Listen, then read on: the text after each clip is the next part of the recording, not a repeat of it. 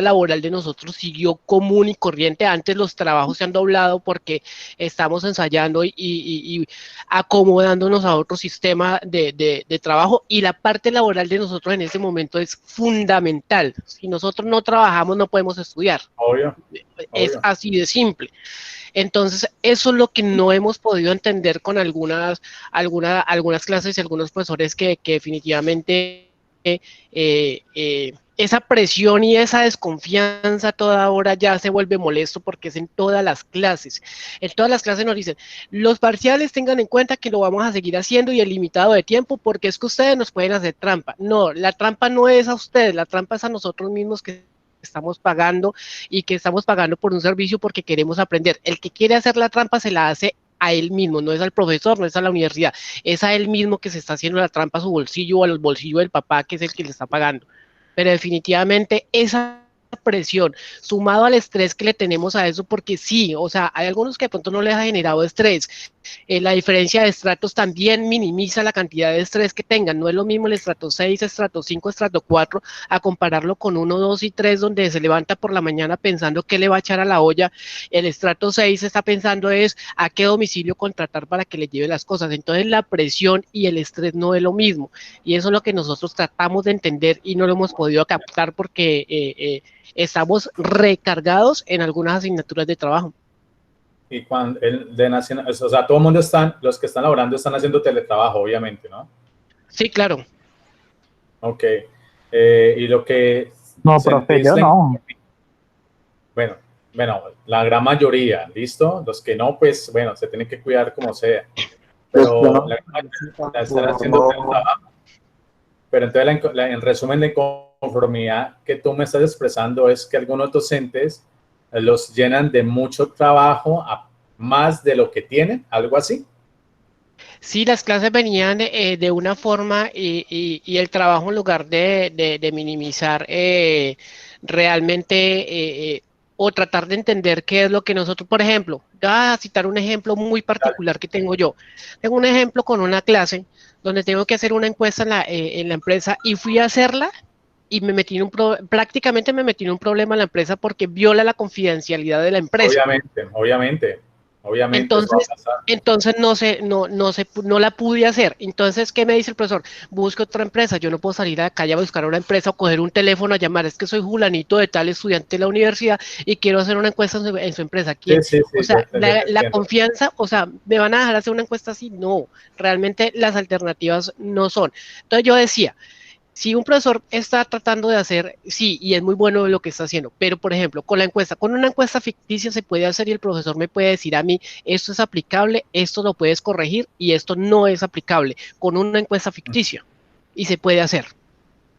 Sí, sí, Cuando puedes yo vaya al hacerlo. campo, yo la puedo aplicar, exactamente la puedo aplicar, pero pues ahí es donde nosotros vemos Lo que pasa es que, que lo que pasa es realmente que es hay el nivel de ok, estrés. lo que pasa es que yo percibo que obviamente primero, pues esta modalidad nos cogió a todo de sorpresa, ¿listo? Con el tiempo esto se va perfeccionando, ¿no?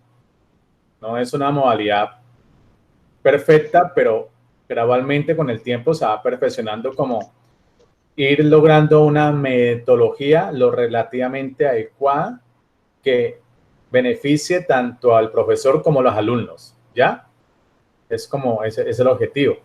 Pero lo que yo he percibido obviamente es que de pronto algunos docentes eh, quieren seguir el ritmo como si fuera presencial y no intuir o deducir que existen unas limitaciones o unos obstáculos que no permiten hacer la misma dinámica como si fuera presencial, ¿ya?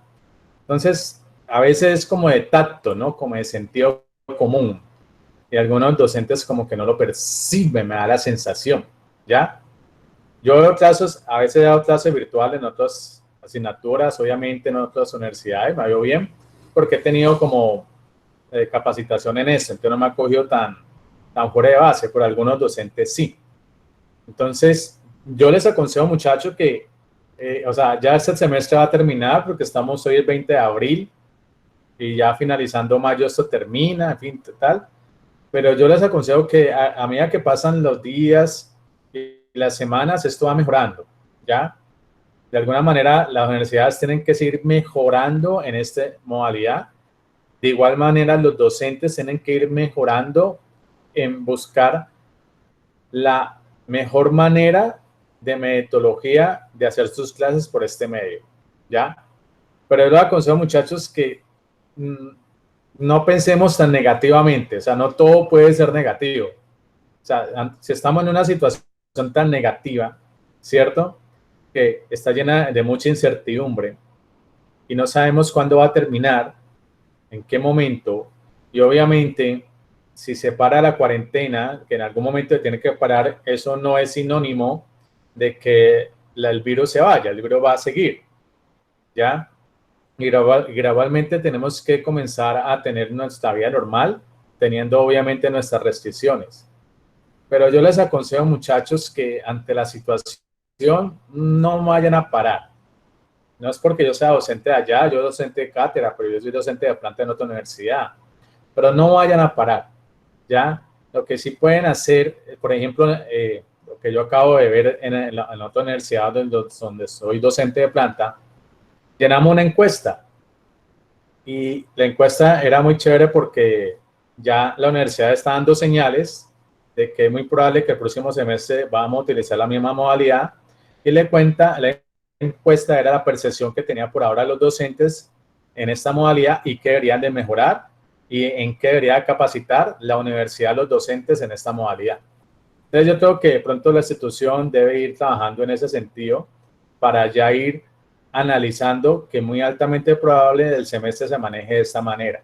¿Sí me hago entender, compañeros? Sí, sí, profe. Profe, Sí, para anotar o para agregar, lo que pasa es que ahorita hay que ver que, o sea, aparte de que o sea, de manera drástica nos tocó cambiar la forma en la que hacíamos las cosas, nos tocó, o sea, porque tocó, o sea, no es que no es que quisimos escogerlo, sino que es que simplemente tocó hacerlo así porque no hay de otra. Entonces, bueno, está bien. Por lo menos, o sea, la modalidad virtual no es que funcione muy bien, o sea, para todo el mundo, o sea, porque simplemente como que no da esa sensación Sí, yo lo entiendo. de captar, como no da esa sensación como de estar metido en el cuento, a como uno estar interactuando frecuentemente y viéndose y viendo la forma en cómo se expresan los demás, cómo se expresan los docentes. Entonces, pero hay algo aquí que le mete mucho peso a esto y al aburrimiento, es que además de que de una forma muy drástica nos tocó cambiar la forma de ver las clases a modo virtual, se suma de que la gente se le va sumando el estrés de estar encerrado.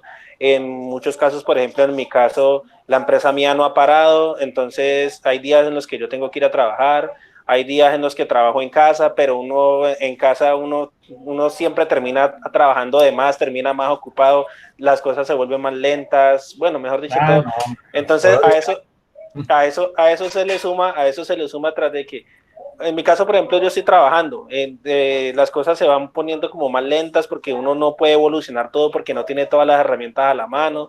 Entonces, y además a eso se le suma que uno está encerrado. Por ejemplo, ahora ya llevamos 30 y algo de días encerrados. Ahora lo ampliaron hasta el 11 de mayo, 2 semanas más, y empiece a sumarle.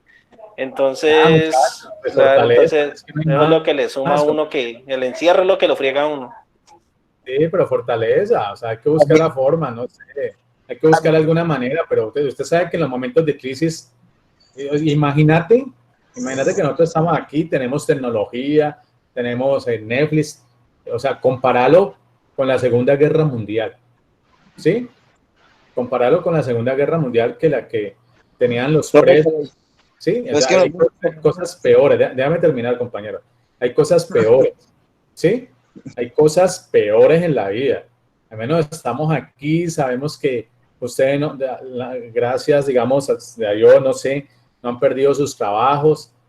De alguna manera tratan de cumplir con todas las labores, sean de hogar, de esposo, de novio, en fin. Pero nada es perfecto, muchachos. Ninguna situación va a ser perfecta. Todas situaciones que usted... recuerden que nosotros como agentes económicos, para meter un poquito de economía a esto, porque recuerden que la economía es prácticamente sentido común sofisticado, ¿listo? Los agentes económicos económicos tomamos decisiones en los mercados, pero muchas veces las decisiones que toman en mercados no son perfectas, tienen su nivel de imperfección. Esto no es perfecto, tiene su nivel de imperfección. Por eso digo que gradualmente se espera que obviamente se reduzca el nivel de imperfección y se vuelva en lo posible lo más perfecta que sea. Obviamente todos estamos en la misma situación, encerrados, muchachos, y hay que buscar, no sé, alguna actividad, no sé, haga aeróbicos, trote en el mismo sitio, pero hay que buscar algo, ¿sí? Algo. Y pues bueno, si se va a extender, pues obviamente se extiende no porque quieran extenderla, sino que existen unos argumentos que justifican por qué se va a extender. No se extienden porque sí, porque quieren, una cuestión de gusto, no. Existen unos argumentos de por qué se quiere extender. Pero de alguna manera, ustedes saben que en economía, pues hay que asumir costos de oportunidad. Cuando uno toma decisiones en el mercado, implica que usted está asumiendo un costo de oportunidad. ¿Qué quiere decir? Pues que usted está renunciando a una cosa para obtener un mayor beneficio. Eso es normal, ¿ya? Y de alguna manera está, con esta medida, pues se está buscando, obviamente, que se salven más vías a costa, obviamente, de volver a la normalidad y la gente pueda volver a tener ingresos. Es una cuestión de corto de oportunidad, muchachos, y hay que aguantar. No hay más. Y tenemos que ser fuertes y en momentos de crisis tenemos que coger el toro por los cachos. Ahí es donde nos vemos como la personalidad de cada uno de nosotros. ¿Sí me hago entender? O sea, la personalidad de cada uno de nosotros está en los momentos difíciles, no en los momentos fáciles. Los momentos fáciles todo el mundo es unido, pero aquí en este momento difícil donde tenemos que coger el toro por los cachos y ser prepositivos. ¿Listo? Ser prepositivos. Es el consejo que les doy. Vea lo que Bien. le dicen ahí en los mensajes. Sí, sí, ahí he visto, lo que pasa es que si tengo aquí. Sí, profe, pero imagínese virtualmente clases de matemáticas o materias que requieren de fórmulas. Para mí resulta más difícil el aprendizaje de esa forma. Así yo sé, no es perfecto, es que es eso, profe, mucha gente no tendrá la capacidad económica de pagar el próximo semestre. A eso se le suma que sea virtual. Debería motivar al estudiante con un descuento considerable del valor del semestre. Sí, eso, téngalo por seguro que, a ver, la UTAN no es la única que está dando clases virtuales. Todas las universidades del mundo están dando clases virtuales, en España, en Italia, todas. ¿Listo? Yo trabajo de 9 a 11 horas, movilizarme al trabajo. Esto es duro, pero es cuestión de adaptarse. Ajá, y recuerde que lo que verdaderamente es más inteligente es que uno se puede adaptar y mejorar y mejorar. Uno no puede dejar todo este esfuerzo, tantos semestres, por un obstáculo ser aplicado. Esto no es fácil. Bueno, listo. No es fácil. Listo, muchachos. La mayoría de estudiantes dicen que no se van a matricular para el próximo semestre. Ah, bueno, pues miren qué es peor, muchachos. ¿Qué es peor? Evalúen. ¿Qué es peor? ¿Sí? Dime. Dime, Duyara. Ok. Bueno, evalúen qué es peor, muchachos. Profe, esperemos la clase. Entiendo. Prueba de trabajo de la inmobiliaria, yo soy más... Bueno, muchachos, bueno, empecemos la clase, ya dejemos tantos demonios, todos estamos estresados, empecemos la clase, ¿listo? ¿Me escuchan? ¿Me escuchan bien? Sí, sí, señor. Okay, sí, señor, sí lo escuchamos. Sí, profe. Empecemos la clase porque si no nos ponemos con lamentos, que si no es lunes, que si no es martes, que si no es de día, que es porque no llueve, que porque si llueve, que no sale el arco iris, o sea, nada es perfecto, ¿ya? Bueno, ya empecemos, muchachos. Hay que seguir adelante y coger el toro por los cachos y ante los momentos más difíciles tenemos que sacar la casta, que estamos hechos, ¿listo? Tengo que les digo. Eso es lo más importante y como consejo que les doy, no vayan a parar, muchachos. No vayan a parar. Yo sé que todas las universidades del mundo tienen que dar muchas facilidades para que usted siga estudiando y eso lo van a hacer. ¿Sí? ¿Por qué? Por la coyuntura y eso lo van a hacer, pero no vayan a parar. Sigan adelante.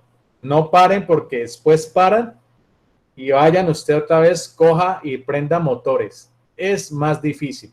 ¿Listo? Bueno, muchachos. Entonces voy a introducirlos. Pero toma agüita.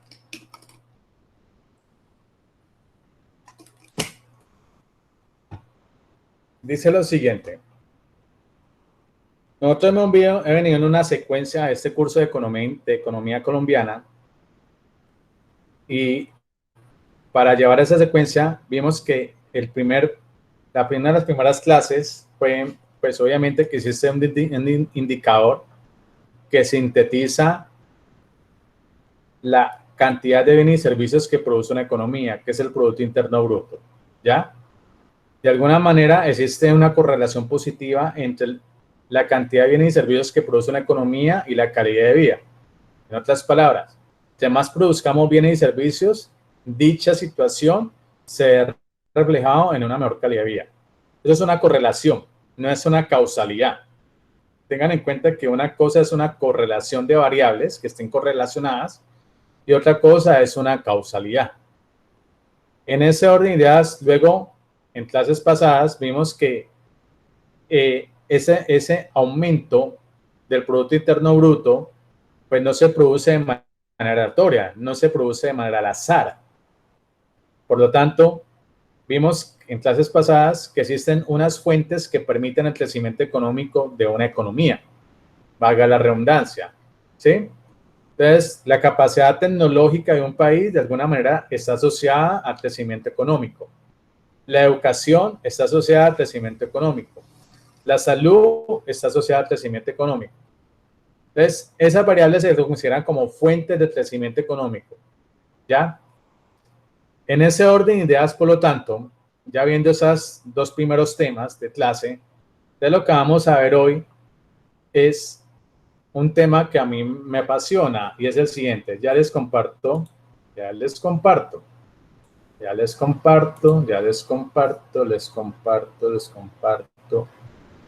Ay, ¿qué pasó a esto? Un momento. Listo.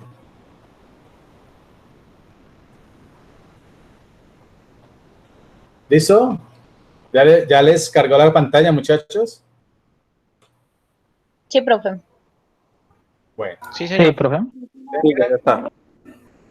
Lo que vamos a ver hoy es qué tanto se relaciona la economía con las instituciones de un país. ¿Sí? Les hago la pregunta. ¿Cuál cree usted que es la principal institución de una sociedad?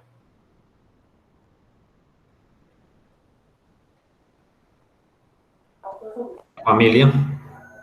Exactamente. Efectivamente, compañeros. Esa es la principal institución de una sociedad y un país, la familia. Entonces, en ese orden de ideas, pues de alguna manera, las instituciones del Estado, del gobierno, tienen un efecto sobre las condiciones económicas de un país. Para comenzarlos a introducir más en el tema,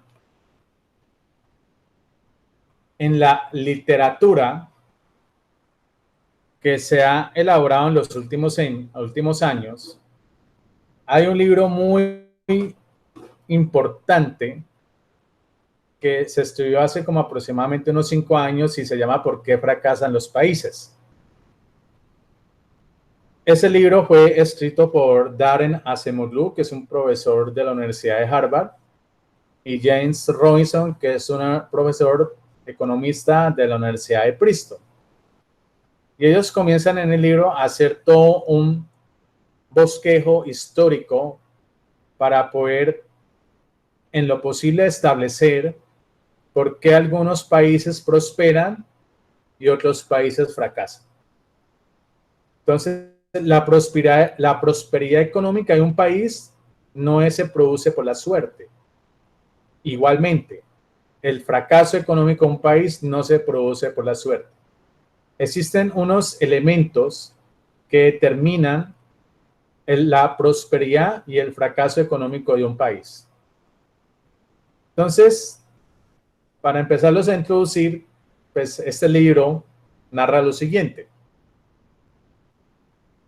El libro empieza con una comparación.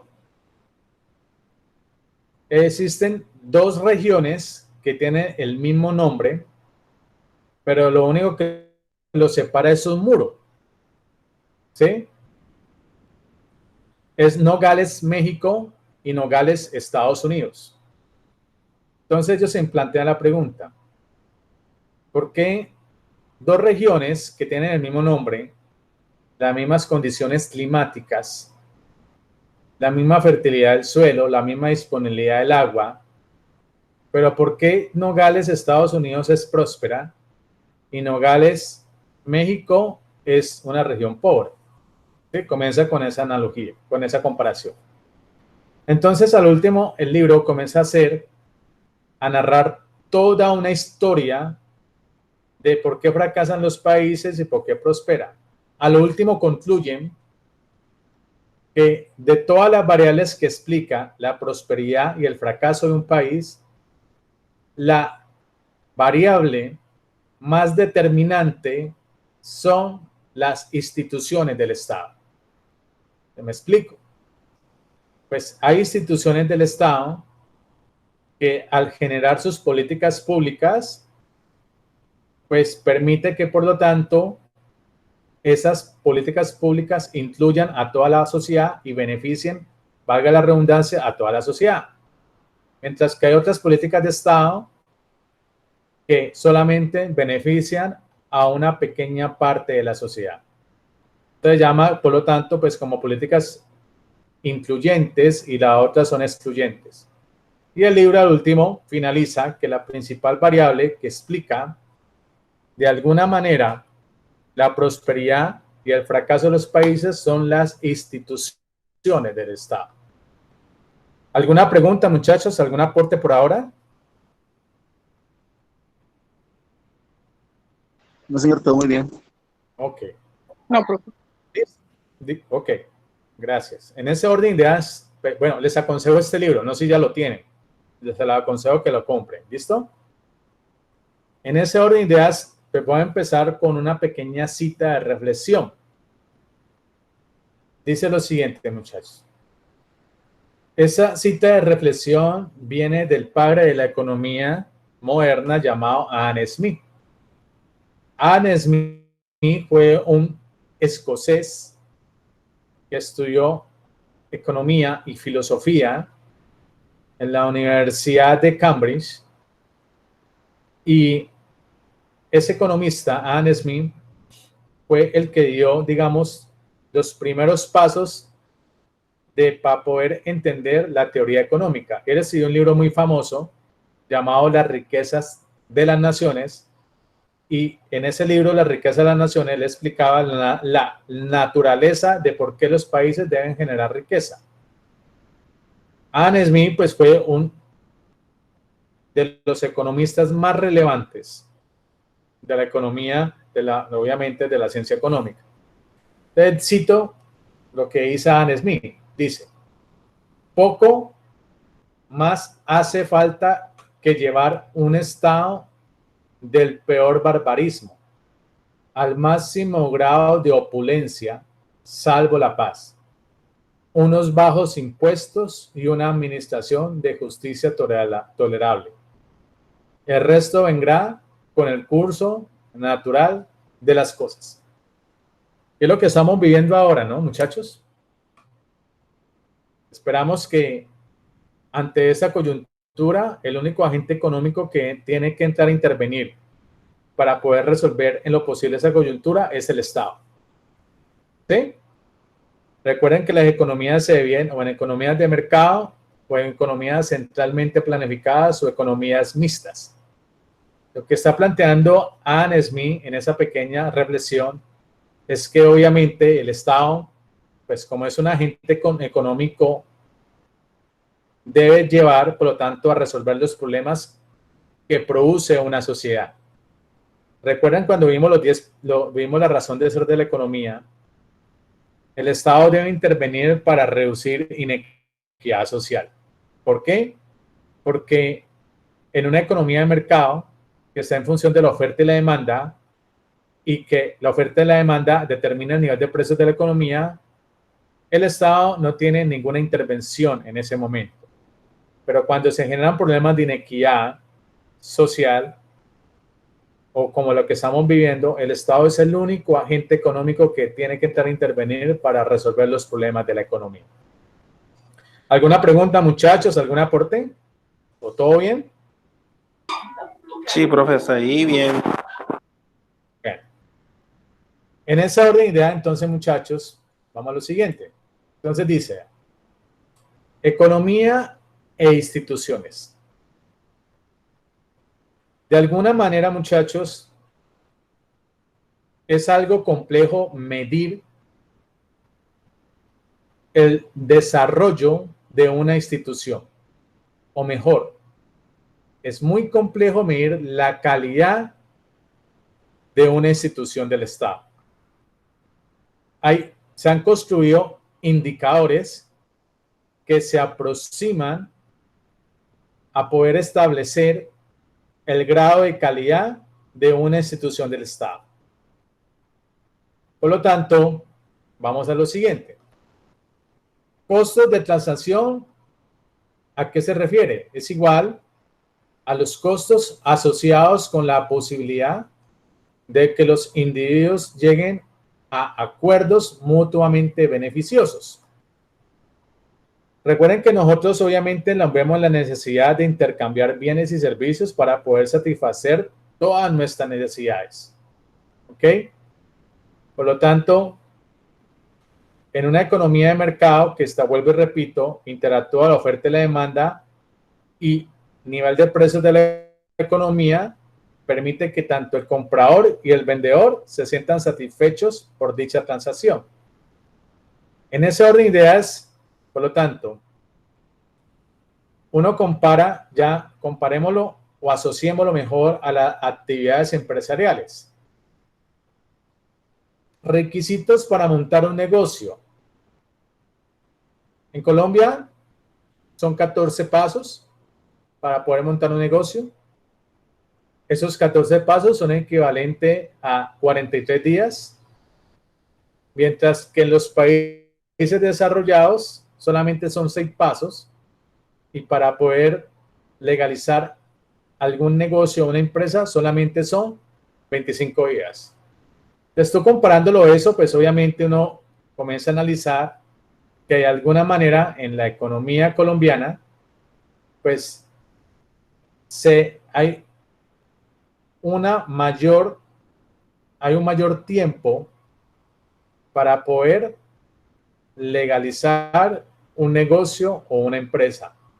Eso de alguna manera implica que al generarse un mayor tiempo para poder tramitar un negocio o una empresa, desincentiva a la inversión. ¿Me hago entender, compañeros? Claro, porque es muy demorado los trámites, profe. Señor, efectivamente. Entonces, pues, tú no quieres que... Es que tú sabes que Colombia es uno de los países de la tramitología, ¿no? Muy burocrático. Yo no he podido entender, de pronto no he buscado por Google, pero si ustedes de pronto saben por qué hay que sacarle la cédula al 150%, ¿para qué? No entiendo. ¿Alguien sabe por qué? No, señor. No sé por qué. ¿Qué tiene que ver eso?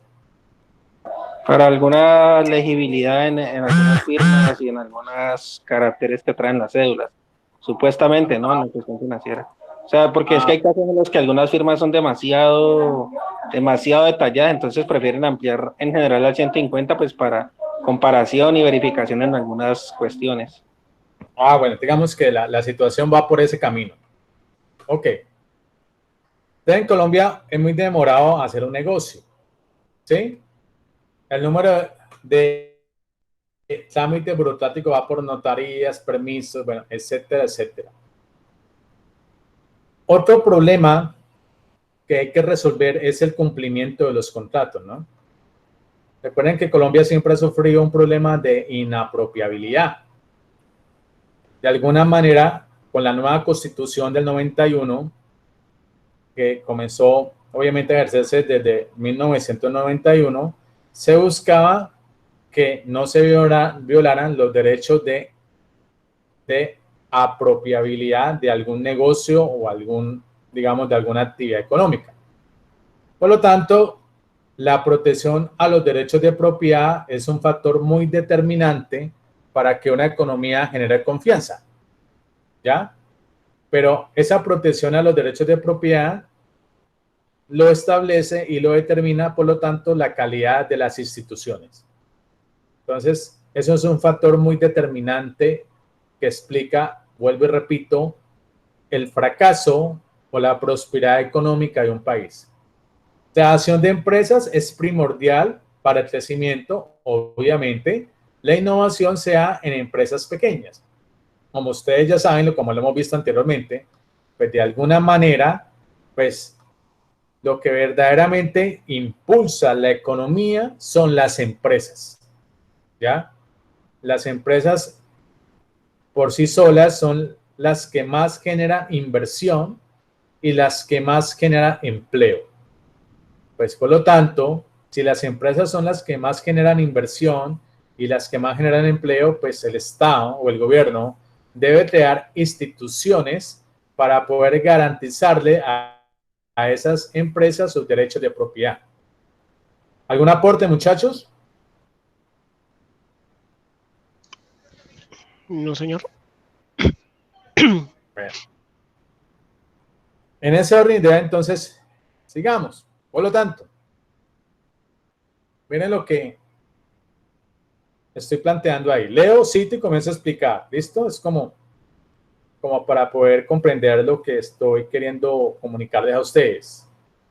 Las instituciones existen debido a que minimizan los costos de interacción humana. 2 puntos. Sean esos interacción humana, sean formales, y cuando son formales, pues obviamente por medio de la Constitución y leyes, o informales, que tienen que ver con los códigos de conducta tradicionales, creadas específicamente, por ejemplo, el sistema monetario de Estados Unidos o el sistema monetario de Colombia, o simplemente evolucionan a lo largo del tiempo. Por ejemplo, la tradición de dar propinas. Las instituciones son las reglas formales e informales que gobiernan la conducta económica y política. En contraste, los jugadores son los individuos y organizaciones que explotan las oportunidades proporcionadas dentro de una estructura institucional particular. Entonces, miren,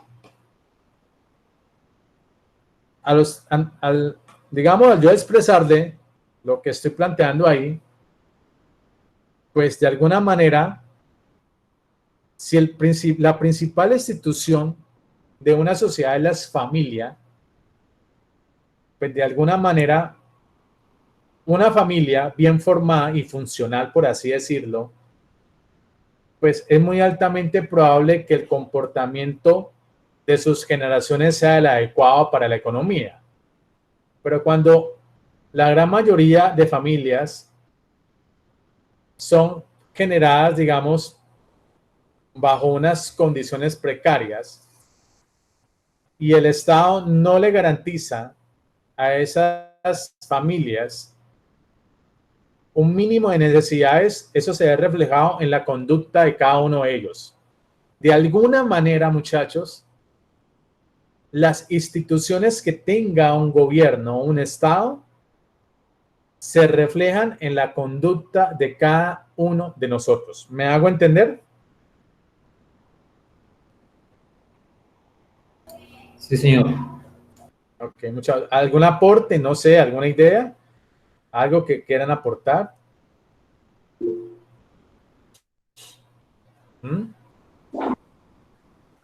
fue una compañera un poquito perdida aquí, ¿verdad? ¿Qué hago?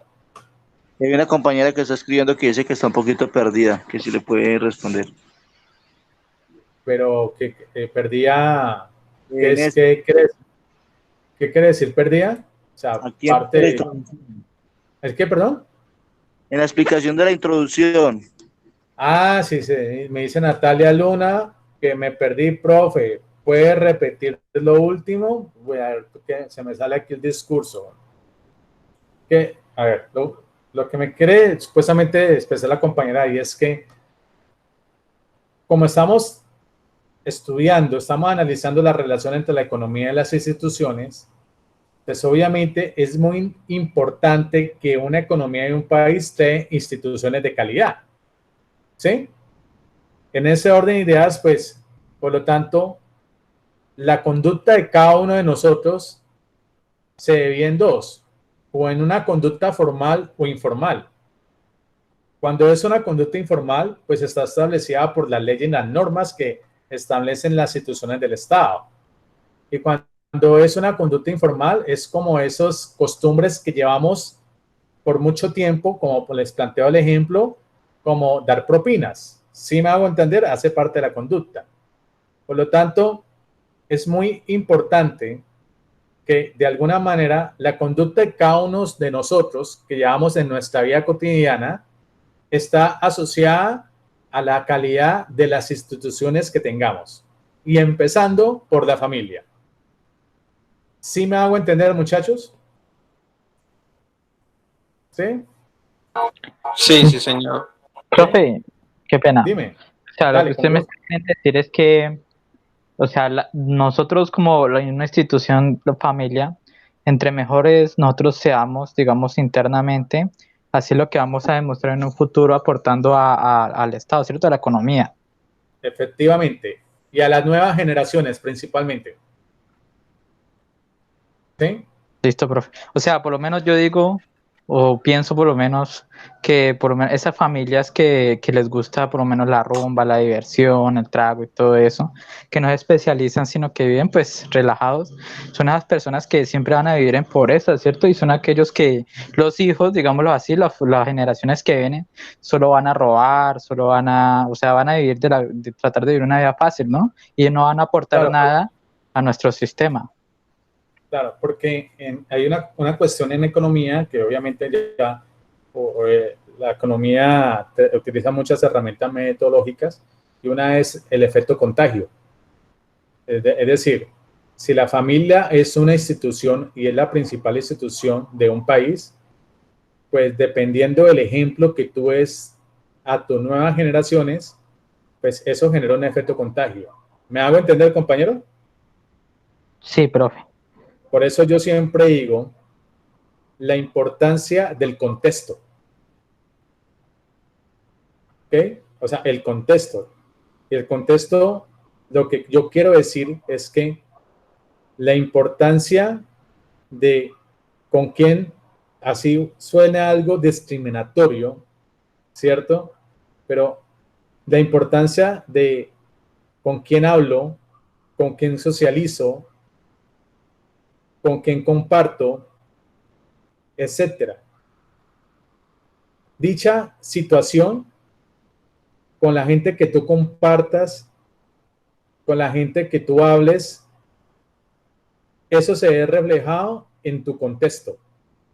¿Me hago entender? Por eso es muy importante el contexto para una persona. ¿Sí, compañeros? Sí, profe. Profe, Señor. Dime. ¿Alguien va a hablar? No sé. Profe, yo pienso que a uno recibe mucha influencia de lo que lo rodea. A veces uno termina pareciéndose como al entorno. Sí, efectivamente, compañero. Entonces, por eso la importancia del contexto. ¿Sí? Entonces, el contexto es un factor muy determinante en la toma de decisiones de cada uno de nosotros. Pero el contexto es con base a con quién me asocio, con quién hablo, etcétera. ¿Ya? Entonces, yo siempre he dicho que uno de los factores más determinantes para poder, digamos, generar políticas públicas que nos beneficien a todos y crear instituciones de calidad está basada en el contexto. A mí me parece eso determinante. Bueno, con base en eso que les estoy planteando, muchachos, siguiendo la clase, dice, pero las instituciones no solo abarcan las estructuras de poder político de una sociedad, sino también aquellas normas y patrones de comportamiento colectivo consuetudinario. ¿Qué quiere decir consuetudinario? Pues obviamente el estudio sociológico de las instituciones.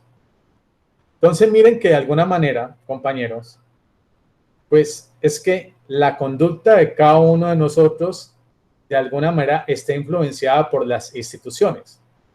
Pero es que la conducta de todos nosotros abarca muchas dimensiones, como la dimensión psicológica, la dimensión psiquiátrica, la dimensión sociológica, antropológica, histórica, económica.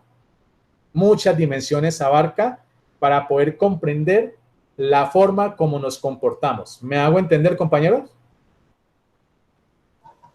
Sí, profe. ¿Ya? Profe, y en eso también tiene que ver por lo menos los programas de televisión, el tipo de música y todo eso, ¿cierto? Etcétera. Claro, obviamente eso tiene una alta influencia en la manera de comportarse de una persona y en la manera de pensar. ¿Ya? Por eso, la importancia, compañeros, del contexto. ¿Sí? El contexto es muy determinante porque de alguna manera influye en la manera de pensar, influye en la manera de hablar. ¿Sí? Y de alguna manera usted lo percibe. Usted O sea que percibe. sería, profe, o sea que sería un todo sobre el ser. Por eso es que, como Es el hace parte. conjunto de un todo sobre el ser. Claro, claro. Por eso abarca muchas dimensiones. ¿Sí? Entonces, el ser, que tiene unos valores éticos, ¿cierto?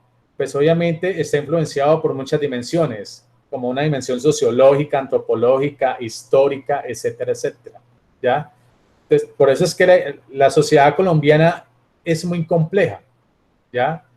Porque prácticamente la sociedad colombiana, que de alguna manera ha dado mejorías en algunos aspectos, pero en la parte de comportamental de la sociedad colombiana es muy compleja. Profe, y en ese caso, mirando, nosotros somos el resultado de ciertos patrones Ajá. en la sociedad colombiana.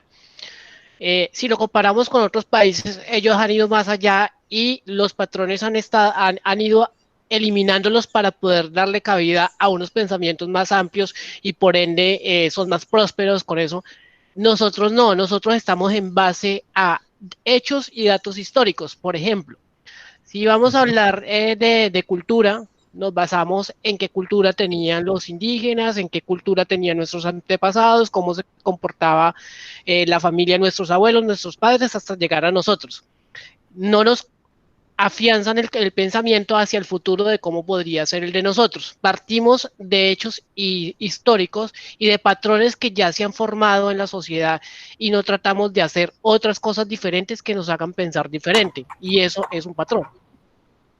Claro, y eliminar ese chip es muy complicado, porque ese chip se inserta en el disco duro y es muy complicado cambiar ese chip. ¿Me hago entender? Sí, correcto, porque somos una cultura de creer en patrones y de mantener los patrones y de vivir del histórico del patrón. ¿Ah?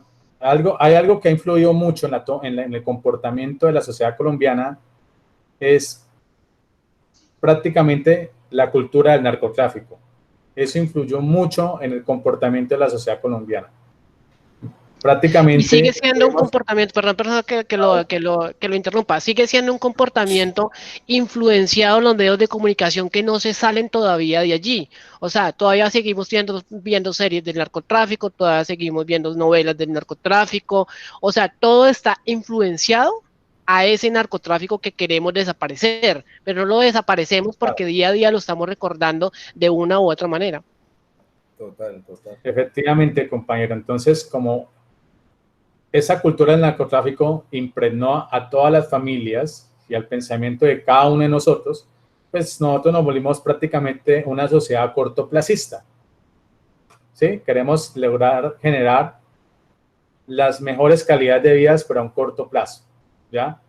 Pero tenga en cuenta que ese tipo de servicios que ofrece cierto el mercado, pues eso está en función de la oferta y la demanda. ¿Por qué se genera tanto, digamos, series, películas, revistas, documentales en ese sentido? Porque hay demanda, ¿ya? Entonces, como prácticamente no somos una sociedad tan educada, somos una sociedad relativamente educada, por ser, digamos, positivos, pues de alguna manera, pues lo que diga el mercado. Si el mercado le está diciendo que la gente quiere demandar ese tipo de servicio, pues por lo tanto hay oferta. ¿Me hago entender? Eso es lo que te quiero plantear. Sí, ¿Sí, señor. compañero? Listo. Luego dice que hay un economista llamado Douglas North, citado por Mauricio Cárdenas, que fue el ministro de Hacienda con Juan Manuel Santos en el 2007. Las instituciones formales están codificadas en documentos y respaldadas por un poder coercitivo, ¿ya? Como obviamente esas instituciones formales pues vienen obviamente generadas o desarrolladas bajo un contexto de leyes y de códigos, ¿ya? Y obviamente esas leyes, esas normas, pues obviamente las elabora el Estado. Y de alguna manera generan un patrón de comportamiento en cada uno de nosotros. Ya que se me ven aquí a mi disco duro, pues es como lo que estamos viviendo. No porque saquen un decreto de una cuarentena por unos 25 días o algo así, casi 30 días, dicha situación no implica que vaya a cambiar el comportamiento de la gente. ¿Me hago entender, compañeros? O sea, un decreto no es suficiente.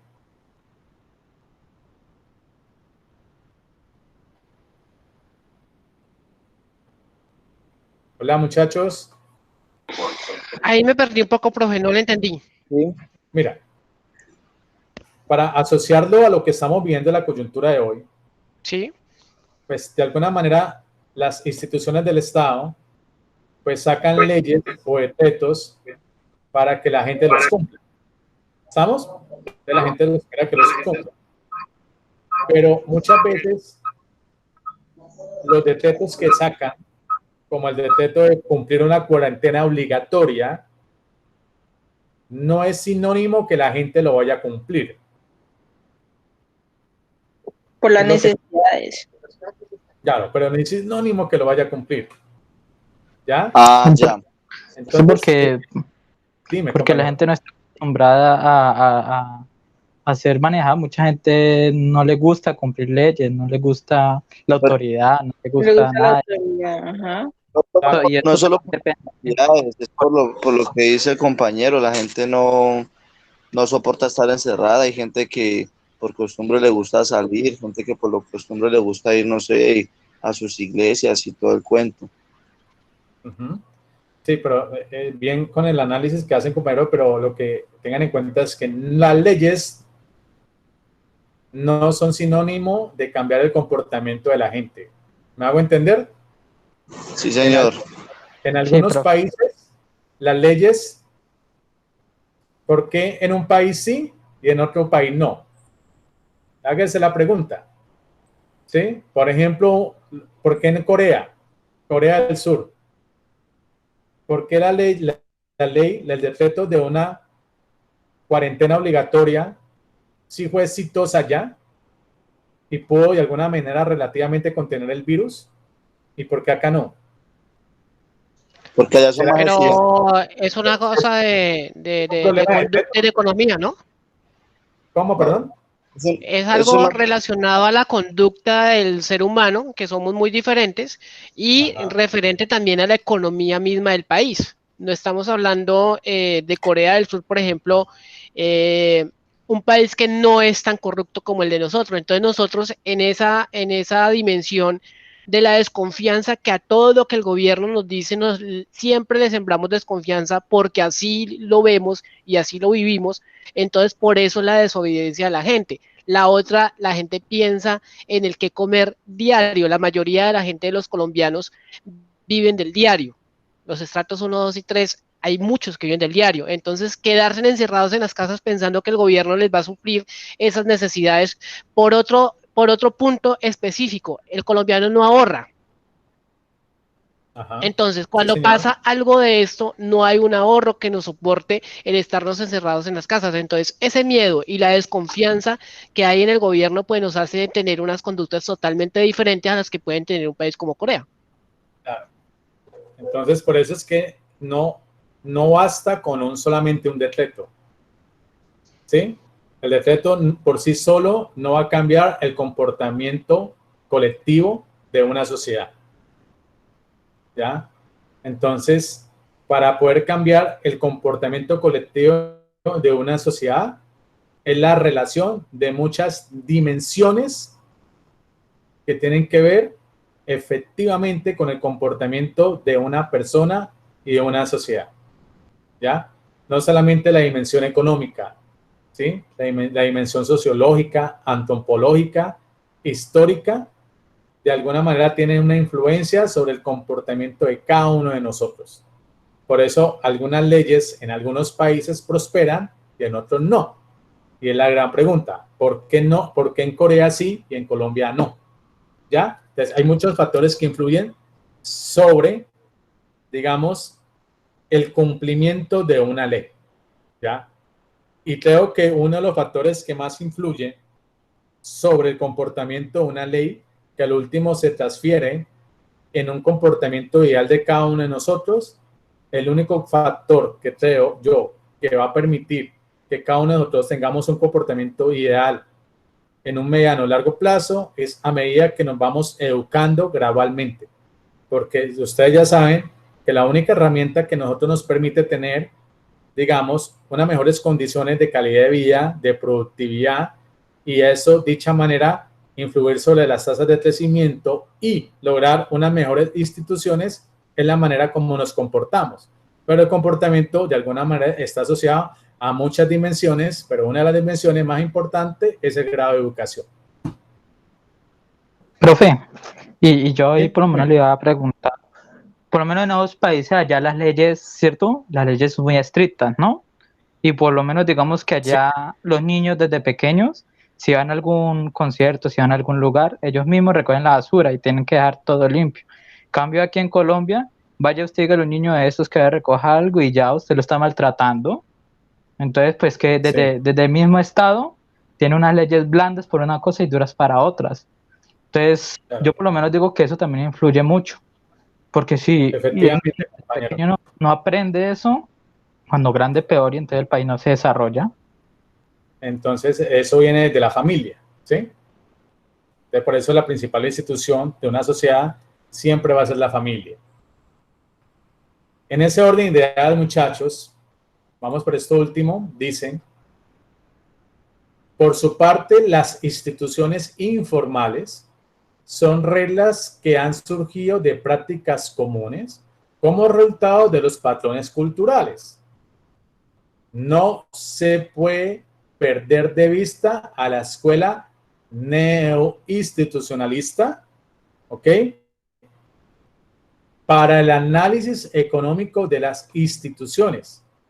Utiliza el marco de la economía neoclásica tradicional, concretamente el importante concepto de los costos de transacción.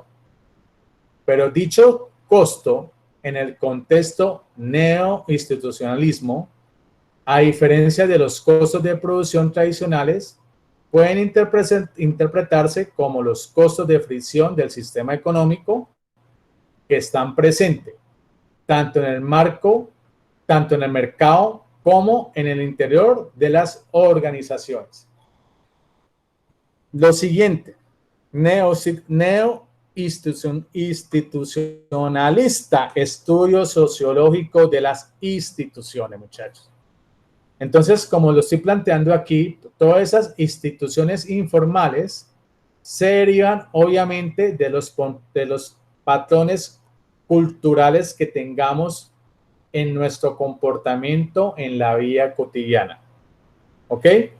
Pues, por lo tanto, pues las instituciones de alguna manera tienen que buscar, entender y comprender el patrón de comportamiento de una sociedad en particular. A eso... Profe, por Dime. ejemplo, una institución también puede ser un sitio de comida. Por ejemplo, nosotros que somos como tan los caleños que nos decir, ¿no? Que nos encanta la empanada, entonces un negocio informal de empanadas y digamos que esa persona lo puso fue porque la cultura de nosotros es que nos encanta pues este tipo de alimentos y de ahí se formó esta institución informal. Prácticamente, efectivamente. En ese ejemplo que está planteando es que algunas actividades económicas que nos ayudan a generar un nivel de ingreso es con base a una cultura de una sociedad y una región, ¿ya? Por eso somos tan alegres, el caleño es alegre, es salsero, es rumbero, es jovial, pero todo es porque existen todos unos aspectos históricos, culturales y sociológicos que nos ayuda a entender por qué el caleño tiene ese tipo de comportamiento. ¿Sí me hago entender, compañera? Sí, profe. Ok, muchachos. Muchachos, ¿ustedes siguen en clase ahora a las 8? Sí, señor. Ok, muchachos, faltan 10, entonces como para que alcancen pues a tomar agüita, ir al baño, etcétera. Entonces, esta clase la comienzo a desarrollar y a terminar el próximo lunes. ¿Listo? Perfecto, profe. Bueno, muchachos. Listo, Vale. Ok, profe. Bueno, Muchas gracias. muchas gracias, profe. Clase y nada, Gracias, profe. prepositivos. Lo único que les pido. Exactamente. Sí, señor. Bueno, muchachos. Profe, una preguntita. Bien. Estas diapositivas como pues, Yo- ¿usted las va a no poner les- de una vez o no? No, más tarde la subo. Ahorita, por allá después de las 10 que termine la otra clase, la voy subiendo. Ah, bueno, profe, yo le pagué. Dale, listo, muchachos. Que estén muy bien. Se cuidan. Dame en contacto. Profe. Chao. Muchas gracias. Igualmente. Gracias. Chao.